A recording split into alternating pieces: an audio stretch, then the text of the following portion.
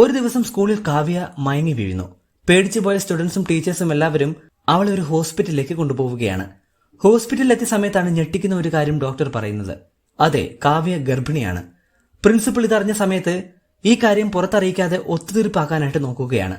പുറത്തറിഞ്ഞാൽ സ്കൂളിന്റെ ഭാവിയെ തന്നെ ബാധിക്കുമെന്ന് പ്രിൻസിപ്പൽ മനസ്സിലാകുന്നു. അങ്ങനെ കാവ്യയുടെ അമ്മയെ വിളിക്കുകയാണ്.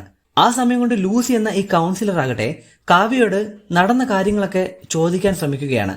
പക്ഷെ കാവ്യ ഒന്നും തുറന്നു പറഞ്ഞില്ല.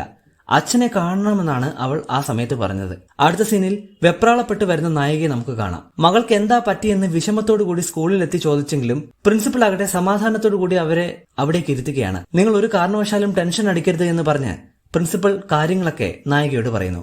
എന്ത് ചെയ്യണമെന്നറിയാതെ കുഴഞ്ഞു വീഴുന്ന നായികയാണ് കാണിക്കുന്നത്. ആ സമയത്ത് കാവ്യ കൗൺസിലിംഗിൽ ഇരിക്കുകയാണ്. കൗൺസിലിംഗ് നടക്കുന്ന ആ റൂമിന് മുന്നിൽ നമ്മുടെ നായിക ഇരിക്കുന്നു. കൗൺസിലിംഗ് മുറിയിൽ നിന്ന് പുറത്തു വന്ന കാവ്യ വളരെ സന്തോഷത്തോടു കൂടിയാണ് വരുന്നത്.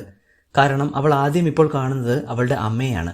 സന്തോഷത്തോടു കൂടി കെട്ടിപ്പിടിക്കാൻ ശ്രമിച്ച ആ സമയത്ത് നമ്മുടെ നായികയാവട്ടെ കാവ്യയെ തട്ടിമാറ്റുന്നു. നീ എന്റെ മകളല്ല, ഇനി എന്റെ മുന്നിൽ കാണരുത് എന്ന് പറഞ്ഞ് കാവ്യയെ തട്ടിമാറ്റി ദേഷ്യപ്പെടുന്ന കാഴ്ചയാണ് നമുക്ക് കാണാൻ സാധിക്കുന്നത്.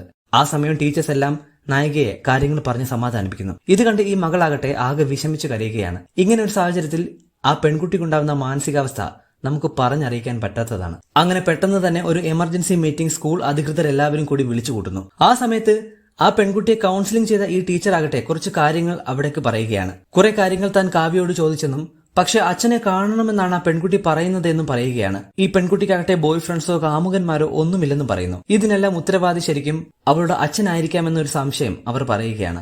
എന്ത് ചെയ്യണമെന്നറിയാതെ ഇരിക്കുന്ന ആ ഒരു മീറ്റിംഗിലെ സീനാണ് കാണിക്കുന്നത്. കൗൺസിലിംഗ് റൂമിൽ കാവ്യ ആകട്ടെ ഒന്നും അറിയാതെ കരഞ്ഞ് വിഷമിച്ച് തളർന്നിരിക്കുന്നു. വിഷമം സഹിക്കാനാവാതെ കാവ്യ അവിടെ ഉണ്ടായിരുന്ന ഫോണിൽ വിളിച്ച് അച്ഛനോട് കാര്യങ്ങൾ തുറന്നു പറയാനായിട്ട് ശ്രമിക്കുകയാണ്. പക്ഷെ പെട്ടെന്ന് തന്നെ ഫോൺ വിളിക്കുന്നത് അവിടെയുള്ള ടീച്ചേഴ്സ് കാണുകയും അവളെ അതിൽ നിന്ന് പിന്തിരിപ്പിക്കുകയും ചെയ്യുന്നു. എന്തിനായിരിക്കാം മകൾ കരഞ്ഞതെന്ന് ആ അച്ഛൻ വിഷമിച്ച് മനസ്സിലാക്കി പ്രിൻസിപ്പളിനെ വിളിക്കുകയാണ്. പക്ഷേ ഒന്നും സംഭവിച്ചില്ല എന്നുള്ള മട്ടിൽ പ്രിൻസിപ്പൽ ആ അച്ഛനോട് കാര്യങ്ങൾ പറയുന്നു. സംശയം തോന്നി വീണ്ടും അദ്ദേഹം വിളിച്ചപ്പോൾ പ്രിൻസിപ്പൽ ഫോൺ എടുത്തില്ല. ആ സമയത്ത് കാവ്യ ടീച്ചേഴ്സ് എല്ലാവരും കൂടി പിടിച്ചുകൊണ്ടു പോകുന്ന കാഴ്ച അവളുടെ അമ്മ കണ്ടുകൊണ്ട് വരികയാണ്.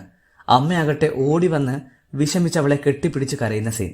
വിഷമം സഹിക്കാനാവാതെ ആ അമ്മയാകട്ടെ അവളെ അവിടെ നിന്നും കൂട്ടിക്കൊണ്ടു പോവുകയാണ്.